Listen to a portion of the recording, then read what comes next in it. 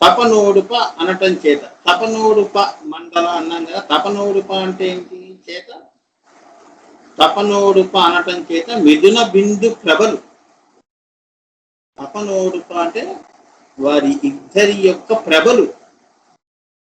సూర్యుడు తప్పిస్తేనే ఆయన నుంచి వేడి వస్తుంది, అవే ప్రభలు. మీకు ఎట్లా తెలుస్తుంది ఆయన వేడి? ఆయన ఎక్కడో ఉన్నవాడు నీవు ఎందుకు తప్పిస్తున్నావు తల్లి అంటే, అబ్బో వేడి ఎక్కువ ఉందండి ఎండ, అదే ప్రభలు. ప్రభలు అంటే ఏదో కిరణాలు వచ్చాయని కాదు, మీకు స్వానుభూతి చేయిస్తున్నాను. ఇప్పుడు మీరు ఇక్కడ తపన పడుతున్నారు ఎండాకాలంలో అంటే 12 గంటలకు ఎలా ఉంటుంది, తప్పించిపోతూ ఉంటాం. అటువంటి ప్రభలు, సూర్య ప్రభలు అన్నట్టు అమ్మవారి ఆ ప్రభలు, బిందు ప్రభలు సూర్య బిందువుని కన్నది. అంటే వారి తపన అక్కడ ముద్ద కట్టింది. తపన ముద్ద కట్టింది. ఇంకా మనం తంత్రశాస్త్రాన్ని చెప్పాలంటే, కొత్తగా పెళ్ళైన వాళ్ళు కానీ ఎవరన్నా వాళ్ళ తపన వల్ల ఆమె గర్భం దాల్చింది అన్నట్టు. తపన, ఆ కోరిక ఉండాలి వాళ్ళకి. పెళ్ళిళ్ళిపోయి అంతే కదా, తపన. తపన అంటే వారి బిందు మిథునము, వారితో ఈ జగత్ సృష్టి అంటే వినాయకుడు పుట్టాడని. ఈ మొత్తం శ్రీచక్రం అంటే వినాయకి ఆవిడ. అంత తపనతో ఈ జగత్ సృష్టి జరిగింది అని చెప్తున్నారు. అంటే చాలా సామాన్యంగా అర్థం చేసుకుంటున్నారు, అంత సైంటిఫిక్ గా చెప్తున్నారు. మీకు తెలియాలి కదా. ఇదేదో చాలా మంది ఏంటంటే మన యొక్క దీన్ని ట్రాష్ అంటుంటారు. అన్ని కుకిడి పురాణాలు ఇవన్నీ ఏంటన్నట్టు వాళ్ళకి ఇచ్చే జవాబు ఇవన్నీ. అందుకే నేను ఎందుకంత నేను చెప్తున్నాను అంటే, మనుషుల్లో ఆ అమ్మవారిని కూడా చూపిస్తున్నాను. తపన అంటే ఏంటో మరి మీరు చెప్పండి. తపన అంటే ఏంటి చెప్పండి, మీరేం అర్థం చేస్తున్నారు? ఇక్కడ గురూజీ కరెక్ట్ వినాయకి అనే వస్తుంది గురూజీ. అలాగే నేను అనుకుంటా చెప్పబోతున్నా. ముక్కు కింది దాకా వచ్చింది, అది గంధం లకారానికి, భూమితత్వం గంధతత్వానికి ప్రకారం ఇది సూచన. చెవులు పెద్దవిగా తాటంకాలు లాగా పెద్దవిగా ఉంటాయి, అది అందుకే వినాయకి అని. వినాయకుడు భూతత్వానికి లాకారం, ముక్కే కదా, ఆయన తొండమే కదా గురుజీ వేలాడుతూ ఉంటుంది, ప్రథమ సృష్టి. అందుకే వినాయకికి సరిపోయిందా అని అడుగుదాం అనుకున్నాను గురుజీ, మీరే చెప్పారు. Very good, very good. So ఆయన తొండమే ఈ శ్రీచక్రం. అరలుగా ఉంటాయి కదా, అట్టారిక భట్టారిక ఎలా అయ్యాడు వినాయకుడు? గణపతి వినాయకుడు ఏమయ్యాడు? మహాగణపతి చదువుతున్నాం కదా శిరస అని. సో ఈ మహాగణపతి పైకి వెళుతుంటే ఈయన వినాయకి అమ్మవారు అవుతాడు. అందుకే ప్రథమ ముందు ఆయనకి పూజ చేయాలి. ఈశ్వర సంకల్పానికి నమస్కారం చేయాలంటే వినాయకుడికి ఆయన తొండమే ఈ అరలు. ఈ యొక్క 14 లోకాలు అరలుగా ఉంటుంది. శ్రీచక్రం చూడండి, మరి ఏనుగు కూడా తొండం ఎలా ఉంటుంది? అవునా? అన్ని మూసుకుతో ఇలా ఇలా ఇలా ఇలా ఎలా ఏమంటారు దాన్ని? తొండం స్ట్రైట్ గా సాఫ్గా ఉంటుంది కదా, అలా వచ్చింది అని. స్పైరల్ ఫారం లో వచ్చింది, స్పైరల్ శంఖాకృతిలో వచ్చింది సృష్టి. శంఖాకృతిలో కింద నుంచి బిందువు పైన ఉంటుంది. శంఖాన్ని నువ్వు అదే దాన్నే అంటారు మరి. అమ్మవారి శంఖం నాదం, శివుడి చేతిలో ఢమరకం, శంఖం విష్ణువు చేతిలో శంఖం. ఇవన్నీ కూడా ఏంటంటే శ్రీ విద్యకి ప్రతీకలు. ఆ రూపంలో మీకు ఏంటంటే అమ్మవారిని ఆ యొక్క వస్తు రూపంలో ఒక రూపాన్ని సృష్టించి మీకు అర్థం చేయిస్తున్నారు. ఇప్పుడు మన పిల్లలకి ఎలా తెలుస్తుంది వినాయకుడు అంటే? మట్టి వినాయకుడిని తీసుకొచ్చి ఇదిగో తొండము, ఇదిగో బొజ్జ అని చూపిస్తున్నాం కదా. అంటే మనం ఎక్కడున్నాము? కిండర్ గార్డెన్ లో ఉన్నాం. చిన్నపిల్లలకి అంతేగా ఏపల్ యాపిల్ అంటుంది అని చెప్పి అక్కడే టేబుల్ మీద ఉన్న యాపిల్ పండు చూపిస్తుంది పిల్లలకి. టీచర్ నేను తిన్నాను టీచర్, నిన్న మా మమ్మీ తెచ్చింది. అటువంటి శ్రీ విద్య మనం మాట్లాడుతున్నాం ఇక్కడ. అర్థమైందా?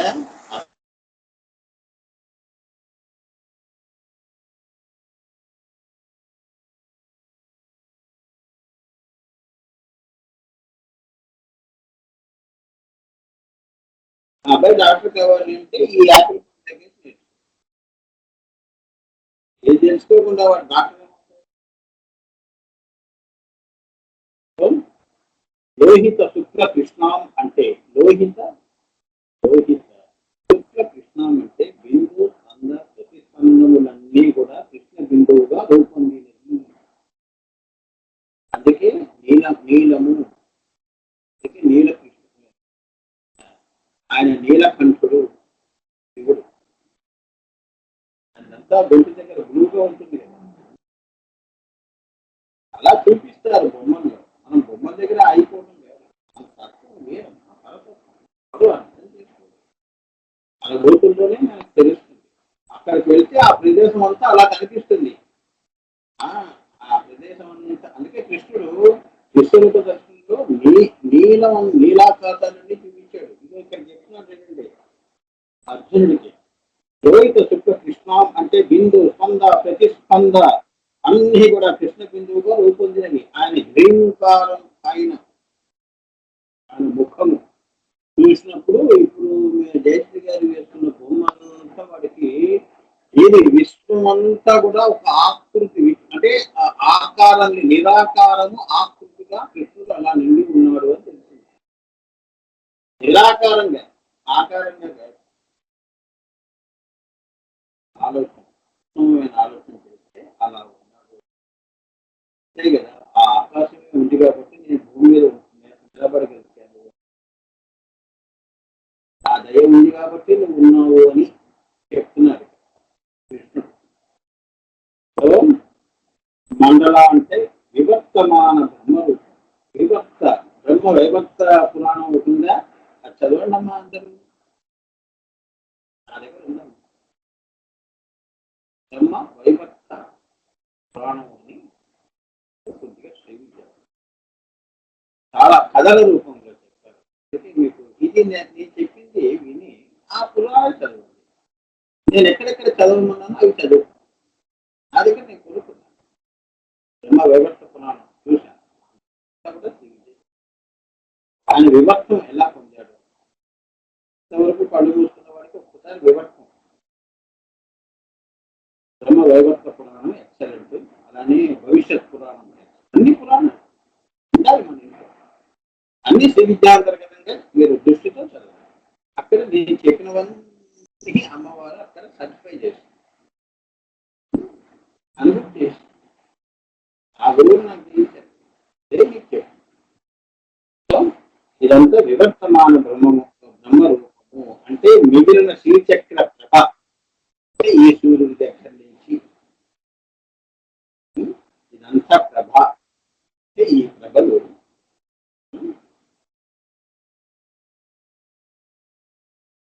అంటే మిగిలిన శ్రీచక్ర ప్రభ అంటే మళ్ళీ ఒకసారి మొత్తం చదువుతాం చూడండి. బిందు స్పంద ప్రతిస్పందములన్నీ కృష్ణ బిందువుగా రూపొందినవి, ఆకాశాలుగా సృష్టి. మండల అంటే వివర్తమాన బ్రహ్మరూపం. ఆవిడ ఎలా వివర్తం చెందుతుందో చూడండి, మనం ఎలా వివర్తం చెందుతున్నాం. బాల్యం, యవనం, కౌమార్యం, వృద్ధాప్యం, మరణం. వివర్త అంటే అది సింపుల్ గా మీకు అర్థం కావాలంటే, ఎప్పుడు మీరు పుట్టినప్పుడు ఎలా ఉన్నారు, ఇప్పుడు అలా ఉన్నారా? అలా ఉంటే మీరు శివుడే, అమ్మవారే. అలా ఉన్నవాళ్ళు అవధూతులు అంటే వాళ్ళు వివర్త చేయరు, అలానే ఉండిపోతారు. వయసు పెరుగుతుంది శరీరం, కానీ లోపల ఎప్పుడు వాళ్ళు ఆ యొక్క వివర్త రూపంలో ఉండిపోతారు. కాలోన్మత్త పిశాచి అంటారు దత్తాత్రేయ సాంప్రదాయం. మీకు చాలా డీప్.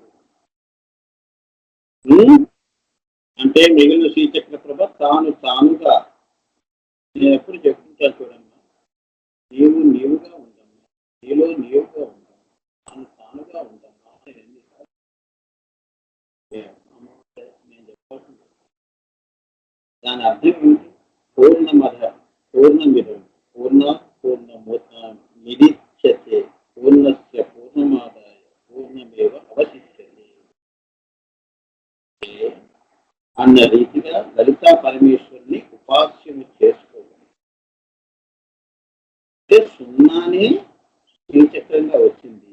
మహాప్రలయంలో ఈ శ్రీచక్రం అంతా మళ్ళీ సున్నానే పెడుతుంది. సున్నాగానే ఉంది. పూర్ణమిదం పూర్ణం. ఇప్పుడు నువ్వు ఉన్నావు. ఇంకా బాగా అర్థం చేయాలంటే సామాన్యులు కన్నా మీకు కాదు, మీరున్న గురించి వ్యవహారాలు చేస్తుంది ఇదంతా వ్యవహారం అంతా పెద్ద లోకంగా భావిస్తారు మీరు. పడుకున్నప్పుడు సుశుద్ధిలో ఇదంతా మళ్ళీ మీ మనసు అనేది ఏదైతే ఉందో మనసులో కరిగిపోతుంది. ఏమి పూర్ణంగానే అక్కడ వ్యవహారం లేదు. ఇవన్నీ ఎక్కడికి పోయినాయి? పూర్ణంలో కలిసిపోయి. ఇప్పుడు చెప్పండి. అందుకే నువ్వు ఎంత ఆలోచన చేసినా దేవుణ్ణి నువ్వు పట్టుకోలేవు. అంటే ఇదే, నువ్వు పూర్ణమే కావాలి. అవధోవం నుంచి అవధోవం కావాలి. ఇంకా లయంలో నువ్వు తెలుసుకునేదే ఉంది అని అర్థం అన్నమాట. నువ్వు పూర్ణమైతే నువ్వు తెలుసుకునేదే ఉన్నావా? దేని గురించి తెలుసుకోవాలి? నువ్వు లలిత అమ్మవారి రూపం నీకు వచ్చినప్పుడు నువ్వు దేని గురించి తెలుసుకోవాలి? చదవా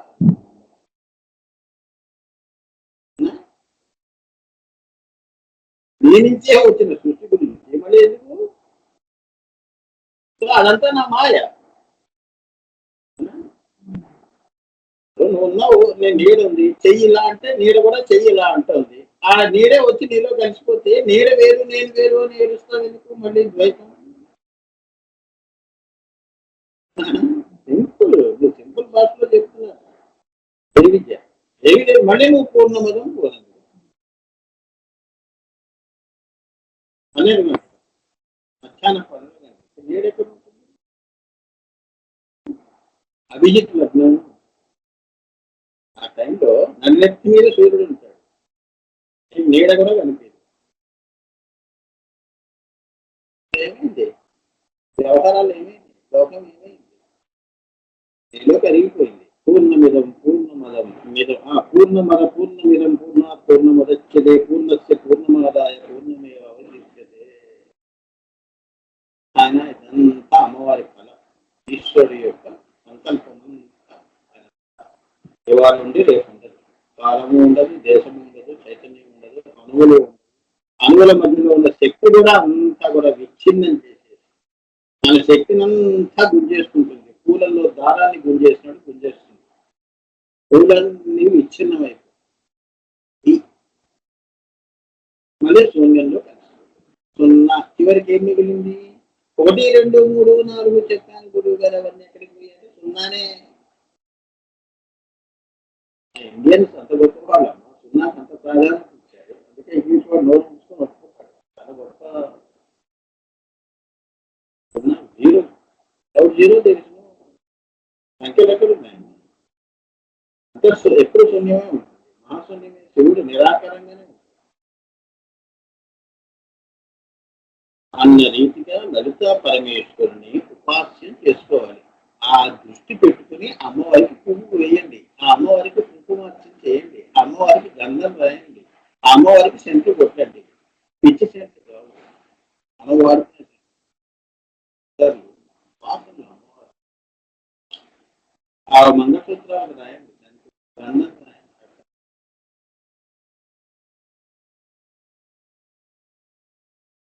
పెళ్ళైన వాడు కానీ పెళ్లి కాని వాడు కానీ ఆ మంగళసూత్రాన్ని పట్టుకుంటే ఆ రకంగా తల్లి కామేశబద్ధ మాంగళ్య సూత్ర శోభిత సుందర. శివుడు అడిగాడు, నీకు ఏది ఇష్టం ఈ వియ్యనామంలో అంటే కామేశబద్ధ మీరు కట్టిన ఈ మాంగళ్యమే నాకు చాలా ఇష్టం, ఈ నామం నాకు చాలా ఇష్టం. అది అర్థం చేసుకోవాలి. అమ్మవారిని అలానే అది ప్రత్యేకంగా సెంట్లు నేనే చేస్తాను. చిన్న చిన్న సీసాలు ఉంటాయి, గుమ్మ గుమ్మ గుమ్మ అనిపిస్తుంది. దాని పేరు ఏదో ఉంది, చిన్న సీసా 10-15 రూపాయలు. మలపేటకి వెళ్ళినప్పుడు తెచ్చి రాస్తాను. అమ్మవారు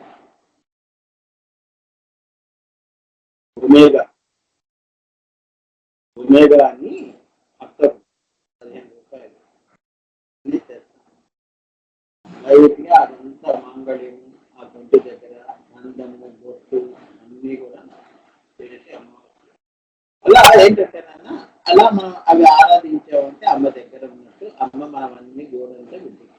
సర్లే వెళ్ళి పడుకోపో తెలుసుకుంటాను. అది ఆ ధైర్యం చెప్పే తల్లి.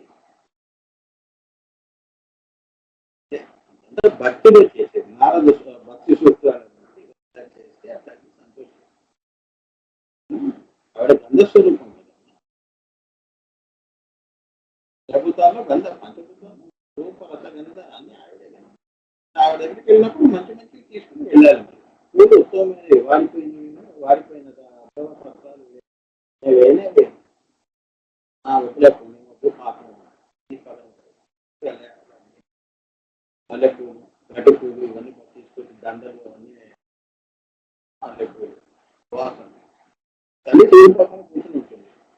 రామకృష్ణ గారు మీరు వేసి వచ్చాడు, గడ్డిపూర వేసుకొచ్చి నా నెత్తి మీద వేసాడు.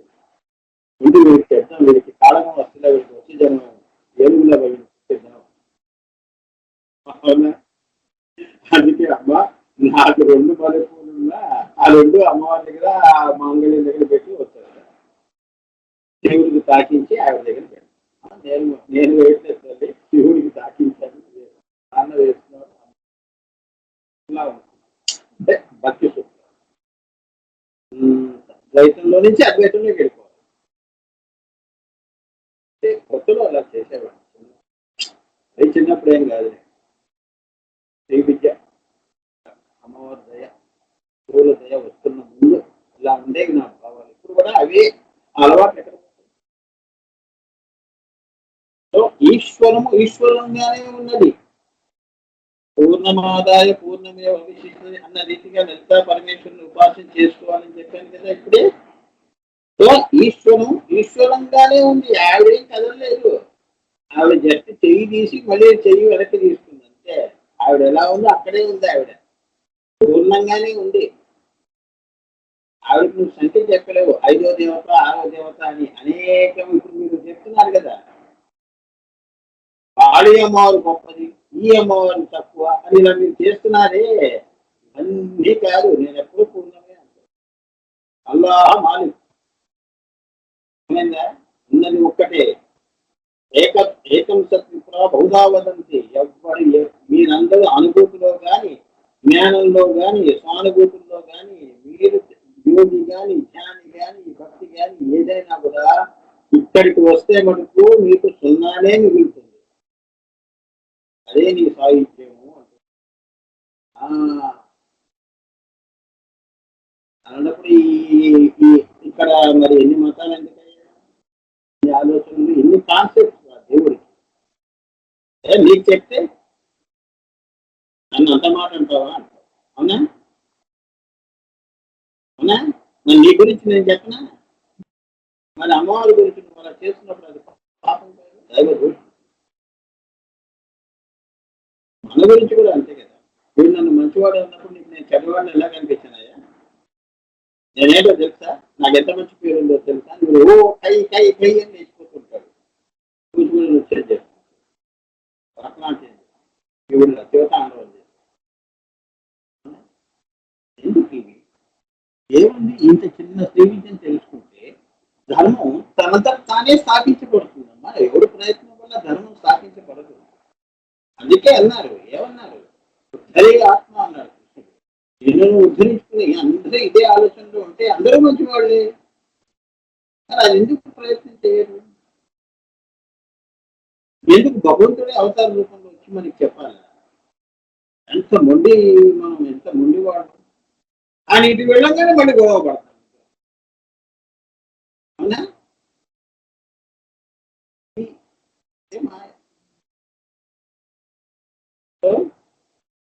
అంటే పూర్ణంగానే ఉన్నదని, ఈశ్వరం ఈశ్వరంగానే ఉంది, పూర్ణంగానే ఉంది, వేరుగా ఏమి లేదు నాయన. ఇంతవరకు నువ్వు ఇన్ని నామాలు విన్నావు కదా. ఈ శ్రీచక్రం జగత్ సృష్టి కోసం శ్రీచక్రం వచ్చిందని విన్నావు కదా. ఇది వేరుగా అనుకోకు, ఇది కూడా నా పూర్ణంలో కలిసి ఉంది. అంటే పూర్ణంగానే నేను ఉన్నాను, నేనేమి ప్రత్యేకంగా నీ కోసం రాలేదు. నన్ను తెలుసుకోవాలంటే నీవు కూడా నాలోనే ఉన్నావు. ఆత్మగా నేను ఉన్నాను, పూర్ణంగానే ఉన్నాను అని. అదే షోడశి అంటే. షోడశ కళలు అంటే అది. ఔ పంచదశలో ఔగా ఉన్నాను నేను. అది కిందకి వస్తే అనేకంగా భాషిస్తుంది. సూర్యుడు వేరు, కిరణాలు వేరు కాదు. అవునా? సూర్యుడు 0 అనుకుంటే కిరణాలు 1, 2, 3, 4, 5, 6 ఇలా మీరు లెక్క పెడితే ఈ కిరణాలన్నీ సాయంత్రం కల్లా అన్ని సూర్యుడిలో కలిసిపోతున్నాయి.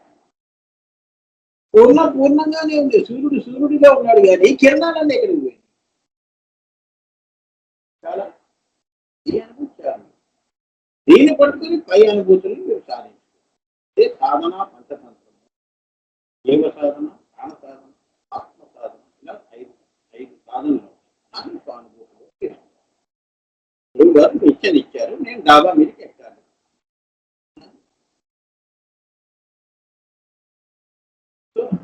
దీన్నే స్వర్గానికి నిచ్చెనలు వేయటం అంటే ఇదే. అంతేగాని పుట్టికెళ్ళానమ్మా అదే స్నానం చెప్పినట్టు గురువు ఏం చేస్తున్నాడు నీకు, అది నువ్వు చెప్పావు. చెట్టు ఎక్కడం నేర్పుతాడు కానీ చివరి కొమ్మలాగా రా గురువు గారు అంటే నేను ఎక్కడ అవునా? బాబు నువ్వే నేర్పాను కదా,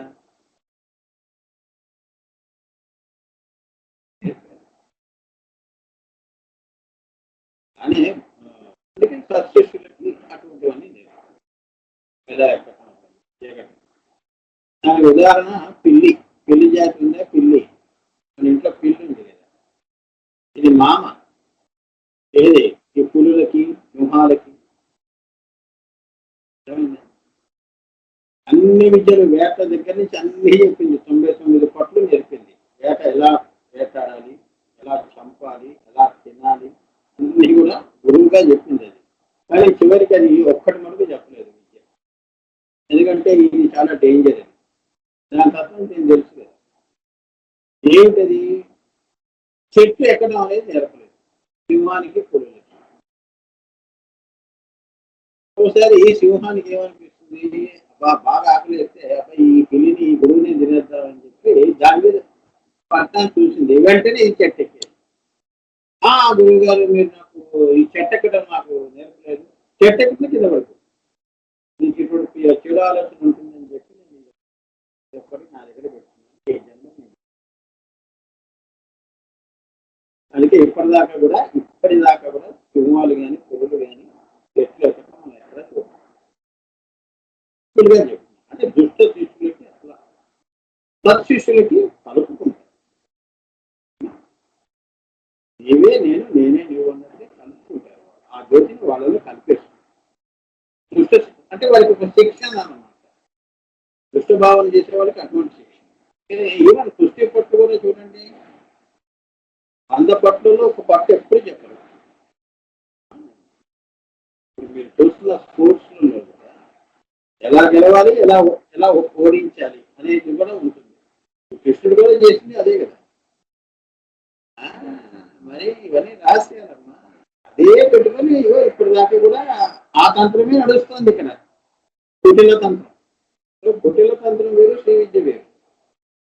కృష్ణుడు కూడా ఏం చేశాడు, మీరు కుటిలు కుటిల తంత్రం చేసి పంచపాండవుల్ని సంహరిస్తాడని చెప్పి ఆయన ఏం చేశాడు, కుటిల తంత్రాన్ని తంత్రంతో కొట్టాడు శ్రీ విద్యతో. రహస్యాలు సరే, అందులోకి వెళ్ళామంటే ఇక ముందుకు వెళ్ళిపోతాం. పూర్ణ కామ లక్షణం చేత ఈశ్వరుడు కాలేనిది ఏదీ లేదు. ఆ ఈశ్వరుడు కామేశ్వరుడు ఒక పరమాత్మ వారిద్దరు అంటే ఇద్దరుగా ఉన్న వాళ్ళు ఒకటిగా వాడు తలుచుకుంటే కాలేనిది ఏదీ లేదు. వాళ్ళు ఏదైనా అయిపోతారు. పరకాయ ప్రవేశం లేదు. ఆదిశంకరాచార్య వారు కూడా చేశారు. ఒక కామశాస్త్రం తెలుసు, ఒక రాజు శరీరంలోకి పరకాయ ప్రవేశం చేశారు కదా. అలానే ఆయనకి సాధ్యం అంటూ ఏమీ లేదు. ఇది సరిపోతుంది. ఆయన ఈశ్వరాంశ అంటారు. ఆయన ఇప్పుడు చాలా చేశారు. అది దీపం కూడా మరి మనకి దయతో తెలిసింది. మనకి గురువులు ఏమిటి మరి ఎన్ని తీసుకొచ్చారు. ఆ పైన స్వర్గం అంతా భూమి మీద ఇలా మనకి మనం స్వర్గంలో ఉండి నరకంలో ఉన్నామని ఏడుస్తున్నాం. అది మన దౌర్భాగ్యం. అవునా? అంతే కదా. మరి వాళ్ళంతా మనకి స్వర్గాలు భూమి మీదకి దింపారు. మనం ఏంటి, నాకు అమ్మవారు ఇది ఇవ్వలేదు, స్వర్గంలో ఏముంది, ఏది లేదు, ఏ కోరిక తీరుతుంది స్వర్గంలో. అదే మీరు అర్థం చేసుకోవాలి. మాట్లాడుకోవాలి. శ్రీ విద్య వచ్చినప్పుడు శ్రీ విద్యగా చెప్పాలి. ఎందుకంటే ఇది మన జీవితానికి ముడిపడిన శ్రీ విద్యని నేను శ్రీ విద్యగా మారుస్తున్నాను. మిమ్మల్ని శ్రీలో తీసుకొస్తున్నాను. శ్రీ విద్యగా తీసుకురావాలి. శ్రీ విద్యోపాసకుడిగా తీసుకోవాలి. శ్రీ విద్యోపాసకురాలుగా తీసుకోవాలి. నేను శ్రీలో కూర్చోబెట్టాలి. ముత్తైదువుని కూర్చోబెట్టి కూర్చోబెట్టని వాయనాలు ఇస్తున్నారు. అలా మిమ్మల్ని కూర్చోబెట్టారు. అప్పుడు మీకు తెలుస్తుంది, అబ్బా మా ఆయన ఇది తరింపజేశారు, ఇంత గొప్పదా ఇది అని. ఆ అనుభూతి వస్తే తెలుస్తుంది దాని విలువ. రానప్పుడు ఏంటి మనకి ఎక్కడ వస్తుందండి. అవునా? కుటిల తంత్రంతో జీవించారు అంతే కదా. డబ్బు సంపాదనలో కానీ ఉద్యోగాల్లో కానీ ఏదో అడ్డదారులలో మొత్తానికి మాయలో ఉంటూ మాయా పనులు చేసుకుంటూ కుటిల తంత్రం చేసుకుంటూ పాపం మూట చెప్తున్నారు ఇక్కడ. సో ఈ నామంలోని మూడు తాళ్ళు ఉన్నాయా. కాటంక ఫస్ట్ తా, యుగలీభూత రెండవ తా, భూతాలు తా, తపనోడుప మూడు తాళ్ళు. ఈ తాళి ఏంటి స్వామి? ఈ మూడు తాళ్ళు దేనికి నిదర్శనం? అందుకు నిదర్శనం. తపనోడుప అంతేగాక మాతృకా వర్ణంలోని ఈ మూడు తాళ్ళు మాతృకా వర్ణంలోని అంటే అక్షరాల్లో రూలు ఉన్నాయి కదా. రూలు దేనికంటే తాటంక యుగములుగా దాన్ని గుర్తించాలి మీరు. అమ్మవారు వర్ణాల్లో ఋషి అలో రూ ఉందే, రూ అన్నప్పుడు అమ్మవారి తాటంకాలుగా మీరు గుర్తించాలి అని చెప్తున్నారు. ఆ అక్షరాలు దానికి. తా అంటే అమృతం. చెప్పాను కదా. లా అంటే పృథ్వీ. అంటే 50 పంచాశత్ పీఠ రూపిణి అంటే 50 వర్ణాల్లో మొత్తం శ్రీ విద్య ఉందని, ఆవిడ రూపం ఉందని. ఈ అక్షరాలు పెట్టుకుని ఒక ఆకారం వేయండి, అమ్మవారి దర్శనం. పంచాశత్ పీఠ రూపిణి అంటే వేయండి. అంతా మనం వర్క్ చేయాలి అంటే మనకి టైం లేదు. వినండి, ఏం చెప్పింది వినండి. ఆ అంటే ఏమిటి? సదాశివుడు. ఆ అంటే ఇద్దరు కలిసే శివశక్తులు. ఈ అంటే ఏంటి? పరాశూన్యము. అవన్నీ బొమ్మ రూపంగా వేయండి. శ్రీచక్రం పైన ఎలా ఉంది, మరి బిందువుగా ఎలా వచ్చారు, మళ్ళీ అమ్మవారి తాటంక సూర్యచంద్రులు రూలు అలా అక్షరాలన్నీ ఉన్నాయి. అదే మాతృకా వర్ణ రూపిణి అంటే. అర్థమైందండి అందరికీ? ఆ నుంచి మొదలు పెట్టండి. అనుత్తర లిపి పరాశూన్యం. అనుత్తర లిపి అంటే దానికి అటువైపు ఇటువైపు ఏమీ లేదు, పరాశూన్యం ఉంది. అని పెట్టండి ఫస్ట్. అక్కడి నుంచి మొదలయ్యండి. శ్రీచక్రం అంతా వేయటం అక్షరాలతోనే వేయండి. ఇంతవరకు చెప్పాలమ్మా అమ్మవారి మాతృకా వర్ణ